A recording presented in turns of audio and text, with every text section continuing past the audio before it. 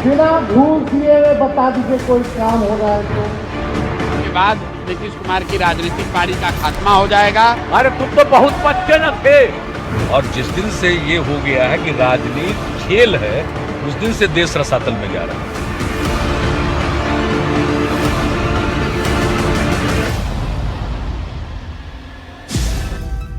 25 से 30 तेजस्वी या नीतीश? इस सवाल का जवाब यूं तो कोई नहीं जानता। ये भी कोई नहीं जानता कि इन्हीं दोनों में से किसी के भाग्य में बिहार का ताज लिखा है या कोई तीसरा छुपा रुस्तम निकलेगा। लेकिन अभी तक बिहार का चुनाव दो खेमों में बटा है। एक तरफ एनडीए है जिसके सिरमौर मुख्यमंत्री नीतीश कुमार हैं, और दूसरी तरफ इंडिया ब्लॉक है जिसके नेता विपक्ष के नेता तेजस्वी यादव हैं। सरकार बनते ही 20 दिनों के अंदर अधिनियम बनाएंगे और 20 महीनों के अंदर जिस परिवार में भी सरकारी नौकरी नहीं है, तेजस्वी उस हर परिवार को एक सरकारी नौकरी दिलाने का काम करेगा। और फरेब में राजद और तेजस्वी यादव को महारत हासिल है। माता पिता के कार्यकाल में तो कट्टे बांटे गए और फिरौती के लिए अपहरण के सिवाय कोई उद्योग बिहार में नहीं फला फूला। 25 से 30 तक राज की लड़ाई में कोई 19 नहीं पड़ना चाहता। जहां मुख्यमंत्री नीतीश कुमार के लिए आखिरी चुनाव हो सकता है, वहीं तेजस्वी यादव के लिए साल 2020 की फिसली बाजी को जीतने का यह पहला मौका है। 20 साल से सत्ता से बाहर आरजेडी की पहली और आखिरी उम्मीद तेजस्वी यादव ही हैं। अगर आरजेडी के नेतृत्व में महागठबंधन जीत गया तो तेजस्वी के नाम का सिक्का चलेगा। नहीं जीत पाई और बाजी नीतीश ने मार ली तो नीतीश कुमार बिहार के सबसे निर्णायक नेता माने जाएंगे। हालांकि एनडीए हो या इंडिया ब्लॉक, दोनों खेमों में बहुत कुछ रहस्यों की चादर में लिपटा हुआ है। लेकिन फ्रंट पर दोनों तरफ से एक एक चेहरा दिखता है, तो वो नीतीश कुमार और तेजस्वी यादव का है। यानी बिहार के भीषण चुनावी मुकाबले के दो चेहरे राजनीति के पुराने चचा भतीजा ही हैं। 75 लाख महिलाओं को राशि दी गई और आज 25 लाख महिलाओं को राशि दी जा रही। यानी अब कुल 1 करोड़ महिलाओं को इस योजना का लाभ मिल जाएगा। बिहार की जनता इस बार बदलाव चाहती है, परिवर्तन चाहती है और बेरोजगारी को जड़ से मिटाना चाहती है और सामाजिक न्याय के साथ साथ आर्थिक न्याय भी हम लोग बिहार की जनता के साथ करने जा रहे हैं। नीतीश कुमार और तेजस्वी यादव के बीच गजब का विरोधाभास है। नीतीश कुमार 74 साल के हैं, जिन्होंने राजनीति में 50 साल से ज्यादा उम्र गुजार दी। वहीं तेजस्वी यादव की कुल उम्र ही 36 साल है, यानी नीतीश की राजनीतिक उम्र से भी बहुत कम। नीतीश कुमार पिछली पीढ़ी के नेता हैं, जिनमें तेजस्वी यादव के पिता लालू यादव भी शामिल हैं, जबकि तेजस्वी यादव युवा पीढ़ी के नेता हैं। नीतीश कुमार 9 महीने के मांझी सरकार को छोड़कर पिछले 20 साल से बिहार के मुख्यमंत्री हैं, जबकि तेजस्वी यादव 2 बार उप मुख्यमंत्री तो बन गए, लेकिन मुख्यमंत्री की कुर्सी के लिए उनका संघर्ष जारी है। नीतीश कुमार एक गैर राजनीतिक साधारण पृष्ठभूमि से निकले हैं, जबकि तेजस्वी यादव के पास 15 साल तक मुख्यमंत्री रहने वाले माता पिता यानी राबड़ी देवी और लालू प्रसाद यादव की राजनीतिक विरासत है। नीतीश कुमार संघर्षों से निकले राजनेता हैं, जबकि तेजस्वी यादव को राजनीति पारिवारिक विरासत के रूप में मिली है। नीतीश कुमार के पास इंजीनियरिंग की डिग्री है, जबकि तेजस्वी यादव 10वीं पास भी नहीं कर पाए। जहां नीतीश कुमार की अब तक की पहचान सुशासन बाबू की बनी है, वहीं तेजस्वी यादव के ऊपर लालू राबड़ी राज के कारण जंगल राज का आरोप विपक्ष लगाता है। जहां नीतीश शराबबंदी को लागू करने वाले और समर्थक हैं, वहीं तेजस्वी यादव कह रहे हैं सत्ता में आए तो शराबबंदी हटा देंगे।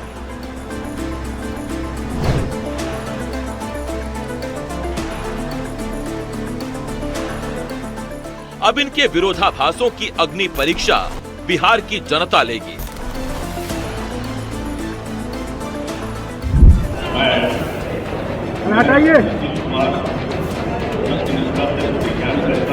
मैं बिहार राज्य के मुख्यमंत्री के रूप में अपने कर्तव्यों का श्रद्धापूर्वक और शुद्ध अंतःकरण से निर्वहन करूंगा। 2005 के नवंबर महीने में जब नीतीश कुमार ने बिहार की बागडोर संभाली, तब उनका गठबंधन बीजेपी के साथ था। नीतीश सरकार का पहला 5 साल का कार्यकाल इतना शानदार था कि 2010 के विधानसभा चुनावों में नीतीश की पार्टी को 110 सीटें मिली, जबकि सहयोगी बीजेपी को 90 सीटें मिली थी। वहीं आरजेडी सिर्फ 23 सीटों पर सिमट गई। तब नीतीश की पार्टी बिहार में सबसे बड़ी पार्टी थी। लेकिन 2015 के विधानसभा चुनावों में नीतीश कुमार ने लालू यादव से हाथ मिलाकर चुनाव लड़ा तो पासा पलट गया।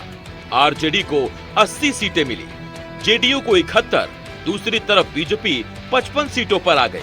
यानी नीतीश कुमार पहले से दूसरे नंबर पर आ गए।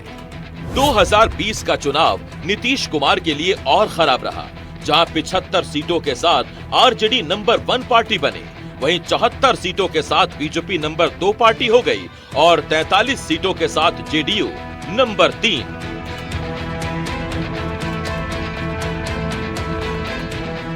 लेकिन हर बार राजनीतिक समीकरण ऐसे रहे कि मुख्यमंत्री तो नीतीश कुमार ही बने। ये दूसरी बात है कि उनका राजनीतिक इकबाल कमजोर होता गया और सेहत भी बिगड़ती गई, जिसे विपक्ष मुद्दा बनाता गया। वो अचेत अवस्था में है। उनकी हरकतों और उनके चीज़ों को हम लोगों ने देखा है। अब वो बिहार चलाने के योग्य नहीं रहेंगे। जो तेजस्वी ने कहा वही ये निकम्मी सरकार जो है, नकलची सरकार जो है, वही चीज़ कर रही है। अपना कोई विजन इन लोगों ने नहीं बताया। बिहार के लोग कह रहे हैं मोदी जी फैक्ट्री लगवाएंगे गुजरात में और विक्ट्री चाहिए बिहार में, ये हरगिज़ नहीं होगा।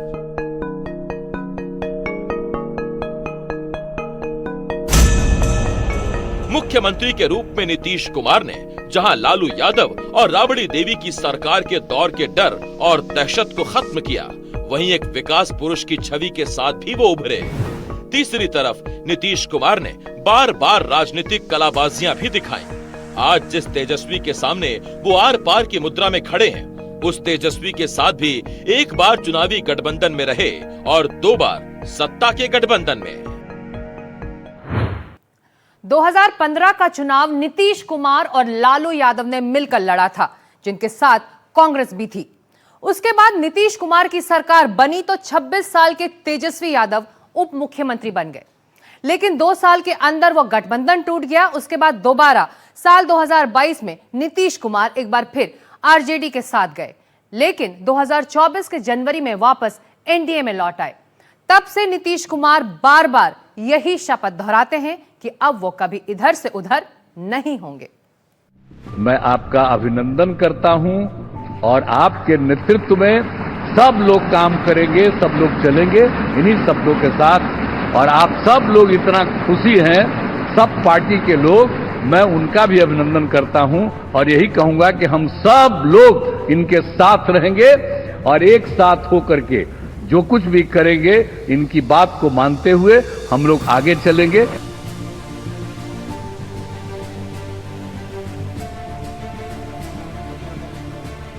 एक तरफ नीतीश कुमार बार बार दुहाई देते रहे कि वो एनडीए और प्रधानमंत्री नरेंद्र मोदी का साथ छोड़कर कहीं नहीं जाएंगे, तो दूसरी तरफ तेजस्वी यादव भी इसी भाव में लगातार दिखे कि अब कभी नीतीश कुमार से हाथ नहीं मिलाएंगे।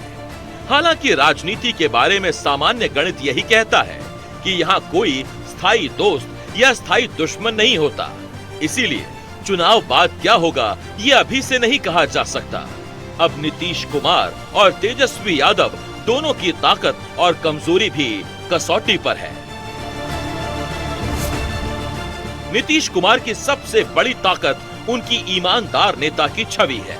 वहीं तेजस्वी की ताकत उनका नौजवान होना और युवाओं में उनकी लोकप्रियता है। दूसरी ताकत विकास के लिए समर्पित एक नेता की है, जबकि तेजस्वी की छवि रोजगार को लेकर एक संजीदा नेता की है। तीसरी ताकत 20 साल से सत्ता में रहने के बावजूद जमीनी नेता वाली छवि है। वहीं तेजस्वी के पास यादव और मुस्लिम वोट का एक मजबूत आधार, बड़ी ताकत है।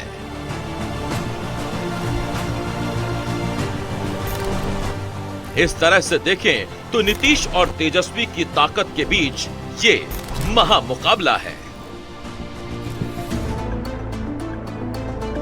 अगर मुकाबला दोनों नेताओं के बीच ताकत को लेकर है, तो यही मुकाबला कमजोरियों के बीच भी हो सकता है।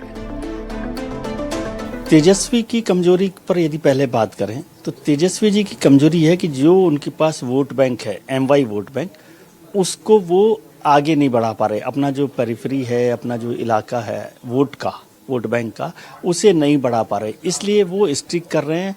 और कहा जाता है, एक यदि हम सैटेलाइट की तरह से कहें कि वो ऑर्बिट को क्रॉस करने के लिए एक स्पीड, वेलोसिटी को बढ़ाना पड़ता है। वो वेलोसिटी या वो वोट बैंक वो नहीं बढ़ा पा रहे, इसलिए शायद वो अटके हुए हैं आज भी। नीतीश कुमार जी की बात करें तो नीतीश कुमार जी बिहार की कन्वेंशनल राजनीति का फायदा उठा रहे हैं। यदि उनको महाराष्ट्र को ध्यान रखना चाहिए, महाराष्ट्र में भारतीय जनता पार्टी जिस तरह से छोटे भाई से बड़े भाई में बदल गई, बिहार में भी ऐसा नहीं हो सकता, ये नहीं समझना चाहिए नीतीश जी को। और यदि वहाँ पर भारतीय जनता पार्टी बड़ी पार्टी, मजबूत पार्टी के तौर पर निकल कर आ सकती है, तो वो नीतीश जी के लिए मुश्किल पैदा करेगी। नीतीश कुमार की खराब सेहत उनकी कमजोरी साबित हो सकती है, तो तेजस्वी यादव को जंगल राज की नकारात्मक छवि से लड़ना है। लगातार सत्ता में बने रहने से सत्ता विरोधी माहौल नीतीश की कमजोरी हो सकती है। वहीं लालू यादव के भ्रष्टाचार के आरोपों के छींटे तेजस्वी के दामन पर भी पड़ते हैं। नीतीश की एक और कमजोरी लगातार उनकी पार्टी का कमजोर होता प्रदर्शन है, तो तेजस्वी यादव के खिलाफ वंशवाद के गंभीर आरोप उनकी छवि पर सवाल उठाते हैं।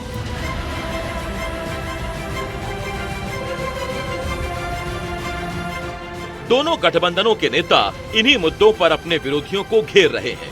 अब बिहार के मतदाताओं को तय करना है कि किन की कमजोरियां ज्यादा नुकसानदेह हैं।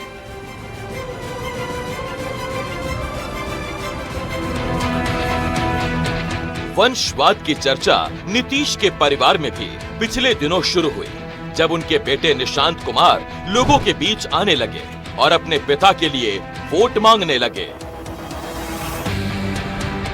क्राइम तो लॉ एंड ऑर्डर इतना ना खराब हो गया कि देश और दुनिया में लोग देख रहा है कि अब संभाल इनका से नहीं खा रहा है, इसीलिए कहते हैं बेटा को बनावे।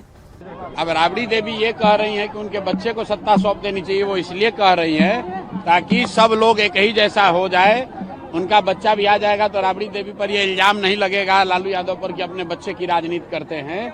इसीलिए चाहते हैं कि नीतीश कुमार भी जाते जाते अपने बच्चे को राजनीति में ले आए, ताकि परिवारवाद का आरोप लालू जी पर खाली अकेले न लगे, उस पर नीतीश कुमार भी शामिल हो जाए। बहुत परेशान है, महंगा से नहीं मेरा घर में शौचालय है, न घर में रोड का व्यवस्था है। शौचालय वगैरह भी कितना लोग के घर में नहीं होगा, महिला लोग के घर में नहीं है। एक तरफ ताकत और कमजोरियां हैं, तो दूसरी तरफ 14 नवंबर को आने वाले चुनाव के नतीजे के रास्ते में कई खतरे भी बिखरे हुए हैं। नीतीश के सामने बड़ा खतरा तेजस्वी की युवाओं में बढ़ती लोकप्रियता है, क्योंकि मुकाबला इन्हीं दोनों में है। तो वहीं तेजस्वी के सामने खतरा आरजेडी की तुलना में बीजेपी का संगठन और चुनावी मैनेजमेंट ज्यादा बेहतर और मजबूत है। नीतीश के सामने एक और खतरा बीजेपी का बढ़ता दबदबा और सीटों की संख्या है। तो तेजस्वी की दिक्कत ये है कि उनके गठबंधन में दूसरे नंबर की पार्टी कांग्रेस का कोई संगठन ही नहीं है। नीतीश के लिए एक खतरा एनडीए में खींचतान और चिराग पासवान की महत्वाकांक्षाएं हैं, तो तेजस्वी के लिए भी कांग्रेस का दबदबा दिखाने की कोशिश और मुकेश सहनी का डिप्टी सीएम बनने की मांग जोखिम का सबब बन सकती है। डिप्टी सीएम आप ही होंगे सर? अरे इसमें भी कोई कहने वाली बात है क्या?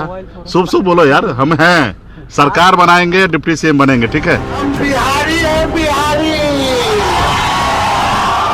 एक बिहारी सब पर भारी। अब सवाल है कि इन संभावित खतरों से चुनाव से पहले नीतीश और तेजस्वी निपटेंगे कैसे?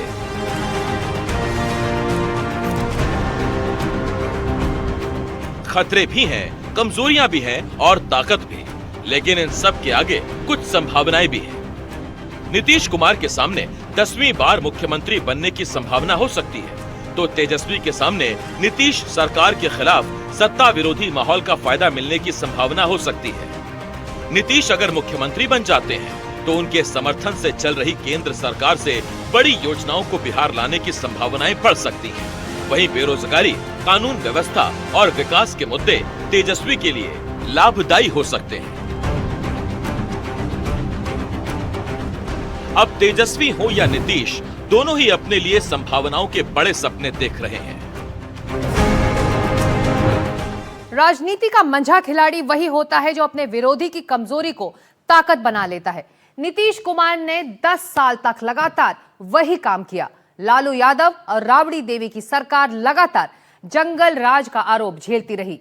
नीतीश कुमार ने उन आरोपों को अपने लिए सुशासन के वादे की बुनियाद बना दी। अब 20 साल में नीतीश कुमार के खिलाफ लोगों में अगर कोई नाराजगी है तो उसको ही तेजस्वी अपने लिए चुनावी हथियार बनाना चाहते हैं। सवाल है कि अब की बार किसके लिए संभावना बनती है। चुनावी तारीख का ऐलान चुनाव आयोग ने 6 अक्टूबर को किया, यानी चुनावी तैयारी का आधिकारिक समय शुरू होता है। लेकिन नीतीश कुमार ने ज्यादा से ज्यादा लोगों को लुभाने के लिए वादों का पिटारा बहुत पहले से खोल दिया। चुनाव की घोषणा से ठीक पहले ही मुख्यमंत्री नीतीश कुमार ने पटना को मेट्रो ट्रेन की सौगात दे दी।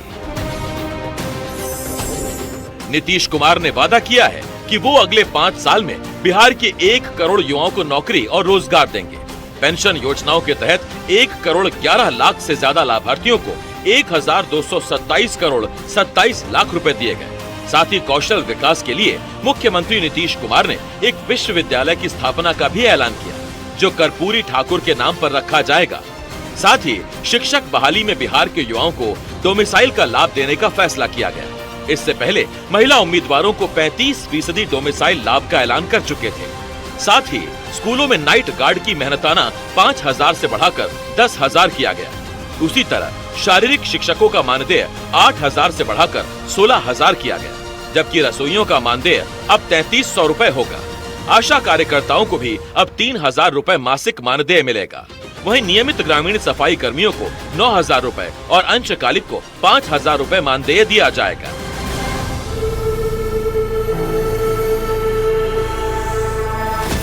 इन वादों की झड़ी में नीतीश कुमार को यकीन है कि उनके सुशासन बाबू वाली छवि को चमक मिलेगी और चुनावों में उनका गठबंधन दमक कर निकलेगा।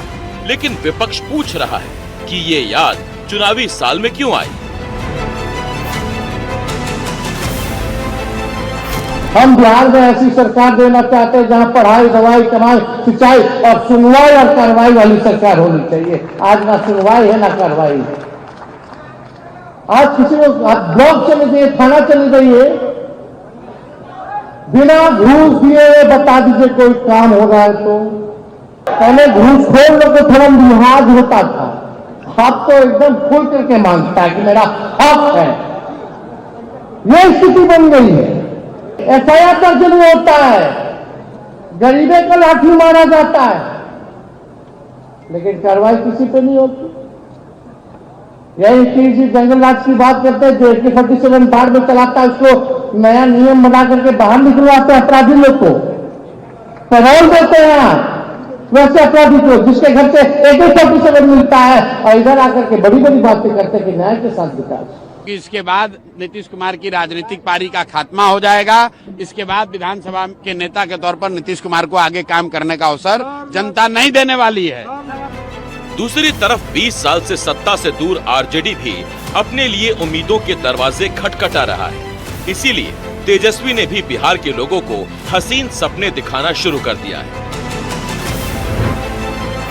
तेजस्वी का वादा है कि वो डोमिसाइल नीति लागू करेंगे, 65% आरक्षण लागू करेंगे, नौकरी और रोजगार दिलाएंगे, युवा आयोग बनाएंगे, निःशुल्क परीक्षा फॉर्म भरवाएंगे, पेपर लीक पर पूर्ण लगाम लगाएंगे, माई बहनों के खाते में हर माह 2,500 रुपए भिजवाएंगे, सामाजिक पेंशन 1,500 रुपए भिजवाएंगे, 500 रुपए में गैस सिलेंडर मुहैया कराएंगे, 200 यूनिट मुफ्त बिजली दिलवाएंगे, दाढ़ी को शराबबंदी से बाहर करवाएंगे, बेटी योजना लागू करेंगे, महिलाओं की सुरक्षा सुनिश्चित करवाएंगे, शिक्षा व्यवस्था को बेहतर बनाएंगे, भ्रष्टाचार पर लगाम लगाएंगे, स्वास्थ्य की सुविधा सुगम और बेहतर करेंगे, नए निवेश लाएंगे, उद्योग धंधे लगाएंगे, पलायन पर रोक लगाएंगे, पर्यटन उद्योग बढ़ाएंगे।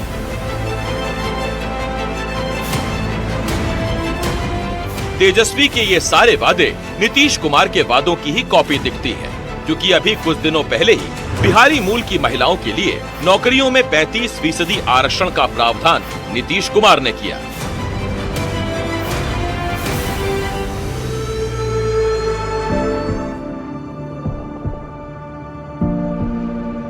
लालू राबड़ी राज की खराब कानून व्यवस्था पर जंगल राज का आरोप चस्पा हो गया था। उसको आधार बनाकर ही नीतीश कुमार और बीजेपी ने 2005 में सत्ता हासिल की थी, लेकिन 20 साल बाद चुनाव से कुछ महीने पहले हालात बदलने लगे। बिहार में कई जगहों पर गर्मियों में खूनी वारदात हुई तो कहीं सांप्रदायिक हिंसा की लपटें उठने लगी।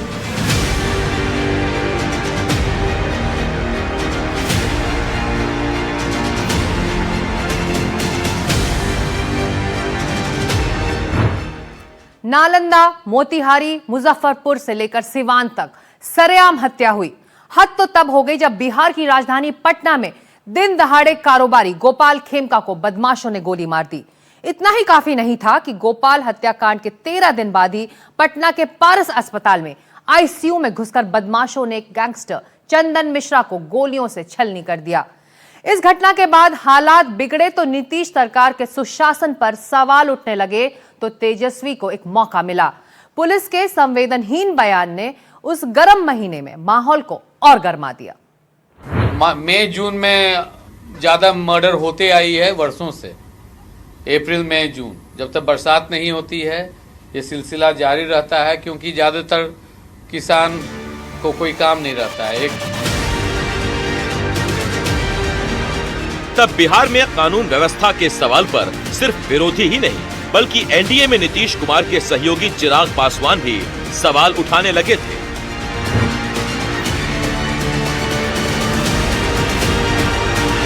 दूसरी तरफ तेजस्वी यादव के सामने अतीत का काला साया खड़ा है। लालू राबड़ी पर लगे जंगल राज के आरोपों को वो नीतीश कुमार की सरकार को राक्षस राज का नाम देकर धोना चाहते हैं। दूसरी तरफ महागठबंधन के सर्वमान्य नेता बनने की जद्दोजहद भी चल रही है। कांग्रेस अभी भी ये कहने को तैयार नहीं है कि अगर महागठबंधन की सरकार बन गई तो मुख्यमंत्री तेजस्वी ही बनेंगे। मुद्दे की बात नहीं करेंगे, पढ़ाई दवाई कमाई की बात नहीं करेंगे, बेरोजगारी मिटाने की बात नहीं करेंगे, इस इलाके में इंडस्ट्री कारखाने लगाने की बात नहीं करेंगे। केवल जुमला और वोट लेने ठगने यहाँ आएंगे। नीतीश कुमार और तेजस्वी यादव बिहार में दो अलग अलग खेमों की सोच और संभावनाओं का प्रतिनिधित्व कर रहे हैं और इसीलिए इनके साथ साथ कई मुद्दे भी चल रहे हैं। नीतीश कुमार के साथ दिल्ली से प्रधानमंत्री नरेंद्र मोदी का चेहरा है तो तेजस्वी यादव के साथ विपक्ष के नेता राहुल गांधी का। नीतीश कुमार के साथ विकास के एजेंडों की बात हो रही है तो तेजस्वी के जरिए नया बिहार बनाने की संभावनाओं की बात। एनडीए के चुनावी एजेंडे में घुसपैठियों का मसला ऊपर है तो इंडिया ब्लॉक के लिए वोट चोरी का मुद्दा। एसयूआई के कार्यकर्ता हैं वो सीधे आमने सामने दिखाई दे रहे हैं और बैरिकेडिंग तोड़ने की कोशिशें जो है वो की जा रही हैं। जहां वोटर लिस्ट के वेरिफिकेशन के लिए चल रहे स्पेशल इंटेंसिव रिवीजन यानी एसआईआर के खिलाफ आंदोलन को राहुल गांधी ने बड़ा रूप दिया, वहीं उसी एसआईआर के बहाने एनडीए खासकर बीजेपी के निशाने पर घुसपैठिए हैं। साथियों, भाजपा की सरकार घुसपैठियों को देश के साधनों और संसाधनों पर कब्जा नहीं करने देगी। भारत के किसानों, भारत के नौजवानों, हमारे आदिवासियों का हक हम किसी को नहीं छीनने देंगे। ये घुसपैठिए हमारी माताओं, बहनों, बेटियों के साथ अत्याचार करते हैं, ये नहीं होने दिया जाएगा। घुसपैठियों के माध्यम से बॉर्डर के इलाकों में डेमोग्राफी बदलने की साजिशें चल रही है।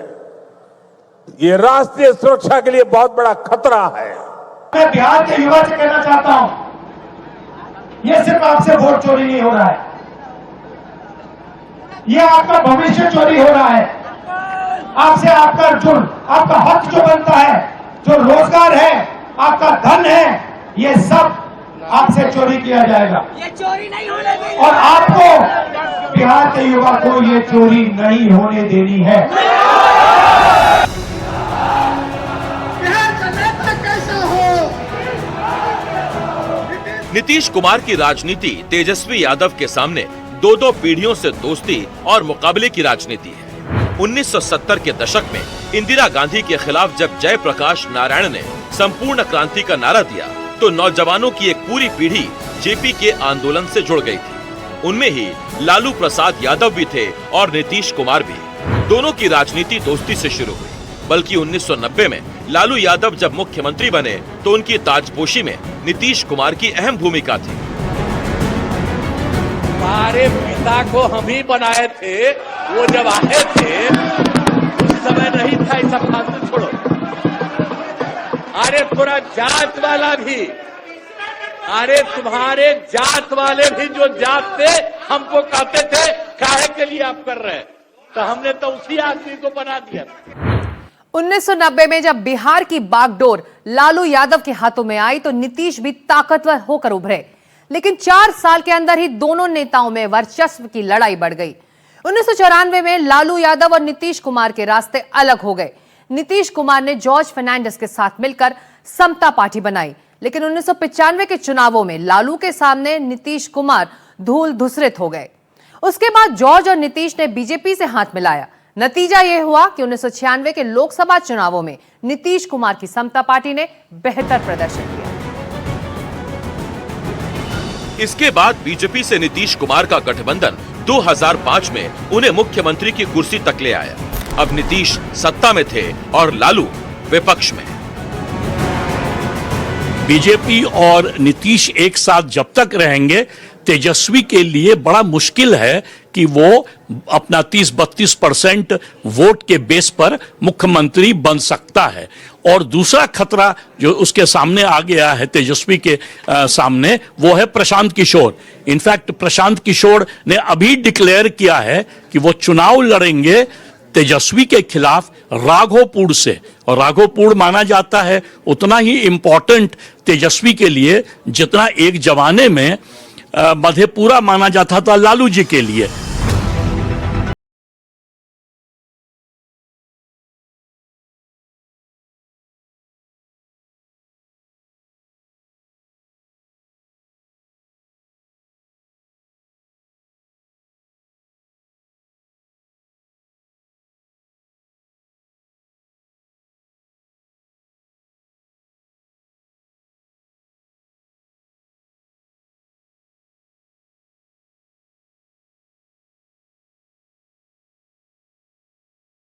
आज भी कायम है, लेकिन विपक्ष की तरफ से अब लालू की जगह तेजस्वी ही नीतीश से लोहा ले रहे हैं। आप देखिए, यहाँ प्रधानमंत्री जी आ रहे हैं, यहाँ गृह मंत्री जी आ रहे हैं, यहाँ राजनाथ सिंह जी आ रहे हैं, यहाँ जेपी नड्डा जी आ रहे हैं, यहाँ नितिन गडकरी जी आ रहे हैं, प्रधानमंत्री, केंद्रीय मंत्री, अनेकों राज्यों के मुख्यमंत्री, असम के मुख्यमंत्री, यूपी के मुख्यमंत्री, सबको जो है बिहार लाया जा रहा है। और अकेले हम लगभग जो है 140 सभाएं हमने किया है, यानी हम अकेले इन सब पे भारी पड़ रहे हैं। बिहार की राजनीति पिछले 35 सालों से नीतीश कुमार और लालू तेजस्वी के ही इर्द गिर्द घूम रही है। दोनों नेता पिछड़े वर्ग से आते हैं, जिनकी राजनीति को मंडल आयोग के ऐलान के बाद ताकत मिली। 20 साल से बिहार की बागडोर संभाल रहे नीतीश कुमार अपनी कामयाबियों और उपलब्धियों को इस तरह गिनाते हैं कि 2005 में बिहार में प्रति व्यक्ति आय जहां 8,773 रुपए थी, वहीं 2019 में 47,541 रुपए हो गई। 2004-05 में जब बिहार में गरीबी दर 54.4% थी, वहीं इस वक्त ये घटकर 33.74% हो गई। बिहार के लोगों का मासिक खर्च ग्रामीण इलाकों में 2005 में 417 रुपए था, वहीं आज ये 1127 रुपए हो गया। वहीं शहरी खर्च 696 रुपए मासिक से बढ़कर 1507 रुपए हो गया। ईज ऑफ डूइंग बिजनेस के मामले में भी बिहार का स्कोर 2015 में 16.4 था, जो अब बढ़कर 81.91% हो गया। अपने इन्हीं कामों और बदलाव के कारण नीतीश कुमार की छवि सुशासन बाबू की बनी।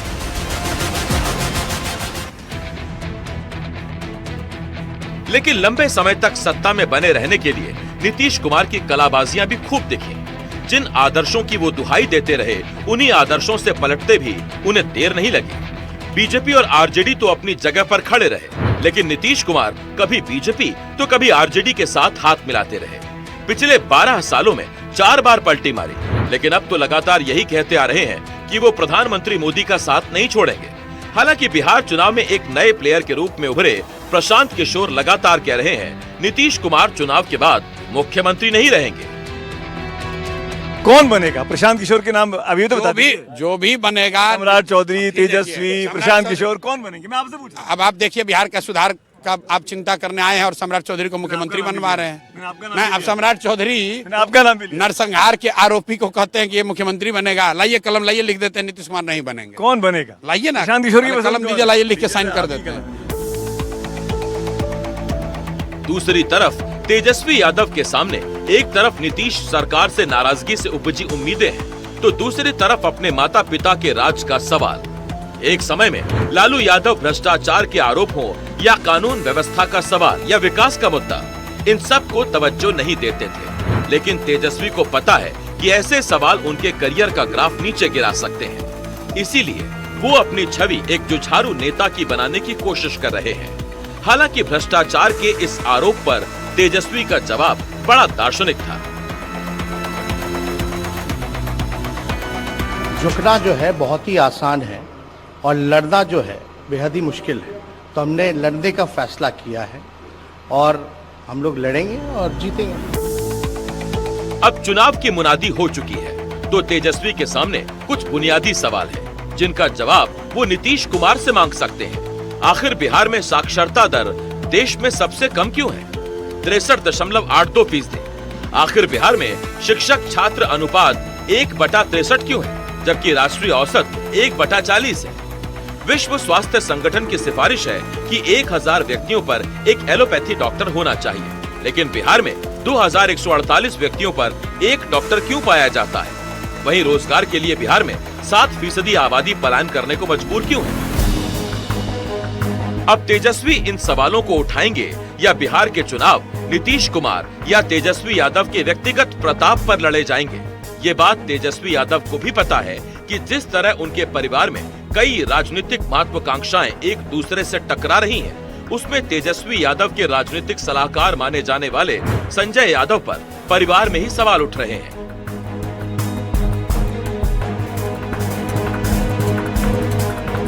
तेज प्रताप तो अनुष्का यादव प्रकरण में अभी परिवार से बाहर है, लेकिन घर में तेजस्वी की बहन रोहिणी आचार्य ने बिना नाम लिए एक ट्वीट से संजय यादव पर सवाल उठा दिया था। दरअसल संजय यादव तेजस्वी की बस में उनकी सीट पर बैठ गए थे, जिस पर रोहिणी ने तीखा ऐतराज जताया था। इससे इतना साफ है कि ये चुनाव तेजस्वी यादव के लिए सत्ता का ही नहीं, बल्कि घर के घमासान का भी चुनाव हो सकता है। अगर तेजस्वी ने बाजी मार ली तो परिवार में राजनीति का सिक्का उनके नाम का चलेगा, लेकिन हार गए तो परिवार की लड़ाई सतह पर आ जाएगी। नीतीश कुमार की राजनीति तेजस्वी यादव के पिता लालू प्रसाद यादव के साथ शुरू हुई थी।